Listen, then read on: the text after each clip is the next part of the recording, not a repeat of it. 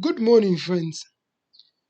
In today's class, we will be looking at how to calculate the number of particles in a substance, given the mass of that substance.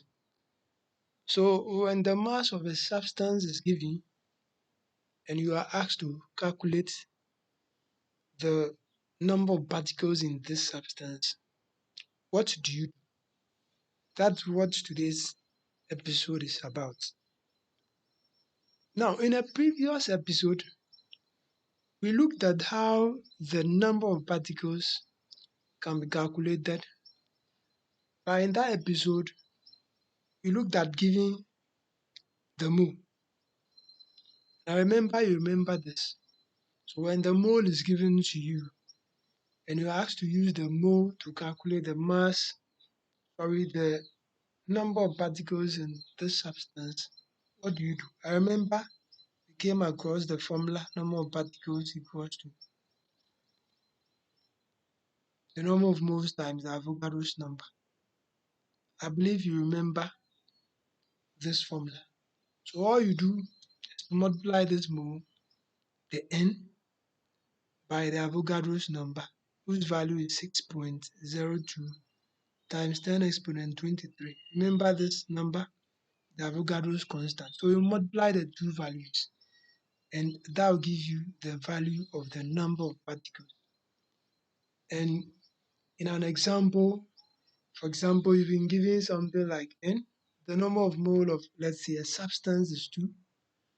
You know the Avogadro's number is 6.02 times 10 exponent 23. And you're asked to calculate the number of particles. All you do is to use the formula this. So that will give us 2 times 6.02 times 10 exponent 23. When you multiply the two, you're going to get 12.404 times 10 exponent 23. So this will be the number of particles in a substance of mole of. That's not what we are going to look at today. We are going to look at when the mass is given. So that's what we're going to look at. Now, I believe you remember in another episode when we looked at the relationship between mass and mole. There was a relationship we looked at that connects mass and mole. So that if you have the mole, it's always equals to the mass over the molar mass. I believe you remember this formula. So that what it means is that if we are given the mass, remember mass will be represented by the small m. You can always convert this mass to the mole, represented by small n. All you do is to divide this mass by the molar mass of the substance. It would always be given to you. And once you do this division, mass divided by molar mass, this will give you the mole. It's as simple as that. So what it means is that when you are given the mass, first divide it by the molar mass, get the mole. Now that you know the mole, you can now bring the mole into the relationship this and bring it into this relationship. Then equals to NL. So you can come up with your number of particles. We'll be solving some examples, and I believe by the time we are done with the examples, this whole thing will begin to make sense. So now let's look at the example 1. So in example 1, we have been asked to calculate the number of particles in 16 grams of sulfur. The molar mass of sulfur has been given to us. It is 32 grams per mole. The Avogadro's number or constant has also been given to us. It is 6.02 times 10 exponent 23. Well, let's put down the important points in the question. Let's put them down. So we have the mass has been given to us 16 grams. The molar mass has been given to us. It is 32 grams per mole. The Avogadro's number has also been given to us. It is 6.02 times 10 exponent 23. So now with this, we can calculate the mole first. So we know mole equals to the mass over the molar mass. The mass we know is 16 grams. Molar mass is 32 grams per mole. So you divide 16 by the 32, you're going to get 0.5. We get 0.5 mole. So now we know the number of moles of the sulfur. With this, we can easily calculate the number of particles of the sulfur in 16 grams. Remember, the number of particles of the sulfur is given by N, so that big N equals to the mole times Avogadro's number. We've calculated the mole, so all we do is to put it in the equation, this one. So that will give us 0.5 times 6.02 times 10 exponent 23. That's the Avogadro's number. So it's the mole times the Avogadro's number. This mole times the Avogadro's number. When you multiply the two, you're going to get 3.01 times 10 exponent 23.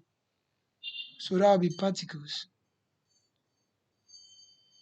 So that will be the number of particles of the sulfur in 16 grams of sulfur. Let's look at another example. So in this example, we have to calculate the number of calcium atoms in 10 grams of calcium. So let's write mass of calcium given to us in the question is 10 grams. The molar mass of calcium has been given to us. It is 40 grams per mole. And the Avogadro's number L has also been given to us 6.02 times 10 exponent 23. So as usual, we need to first calculate the mole of the calcium. Mole is given by mass over molar mass. The mass is 10, molar mass is 40. So when you divide 10 by 40, that will give us 0.25 mole. So now we know the number of moles of calcium. It is 0.25 mole. So we can use that to solve for the number. We know the number of particles is given by the number of moles times Avogadro's number. This formula. So we put the mole inside and we put the Avogadro's number inside, and we come up with the number of particles. So the mole is 0.25 times Avogadro's number is 6.02 times 10 exponent 23. When you multiply the two parameters, you're going to get 1.505 times 10 exponent 23. So that will be particles, but here it's specifically atoms. Remember, particles can be atoms, it can be molecules, they can be ions. But here they said atoms, so we have to make it that quantity of atoms, which is particles. If it's ions, you write ions. If it is molecules, you put molecules there. Here it is atoms, so it will be atoms. Let's look at another example. So in this example, we've been asked to calculate the number of HCl molecules in 50 grams of the HCl. So the mass of the HCl has been given to us, it is 50 grams. The molar mass likely has also been given to us, it is 36.5 grams. The Avogadro's number has been given to us. It is 6.02 times 10 exponent 20. Now, I need you to remember that there are instances when the molar mass will not be given to you directly, but then the relative atomic mass of the individual atoms of the molecule will be given to you. In that case, you would have to calculate the molar mass by yourself by adding the relative atomic masses of the individual atoms. I believe you remember this. In this case, it has been given to us, so we do not need to worry with those calculations. So let's continue with the question. Now, so we can calculate the mass. So sorry, the mole. So mole will be given by mass over the molar mass, which is the mass of 50 divided by molar mass of 36.5.